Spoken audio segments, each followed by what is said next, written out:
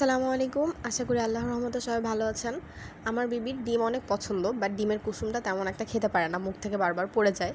So আমি একটা plan করেছি যে ওর মিষ্টি আলু খুব পছন্দ, এটা তো মুখ থেকে ফেলবে না। মিষ্টি আলু আর ডিমের কুসুম মিক্সড করে ওকে দেই, কম্বিনেশনটা যাই হোক ও খায় আর কি, একদমই ফেলে না। আর দেখুন ওকে খাবার দিলে মানে খাওয়ার আগে যে রিয়াকশনটা দেয় এটা জাস্ট মানে মেল্ট মাই হার্ট।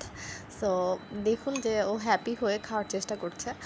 তারপর আমি নিজেই খাইয়ে দিব, বাট ফার্স্টে খাওয়ানোর আগে ওকে একটু হাতে দিই, মানে নিজে নিজে ট্রাই করার জন্য।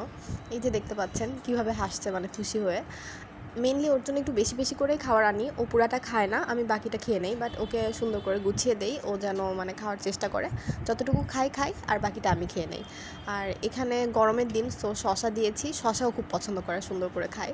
আর এখানে গ্লুকোজ, 1 গ্লাস গ্লুকোজ গুলে এনেছি। সারাদিন তো পানির সঙ্গে একটু গ্লুকোজ দেই বা জুস দেই, এগুলোই। Thanks for watching viewers. Allah.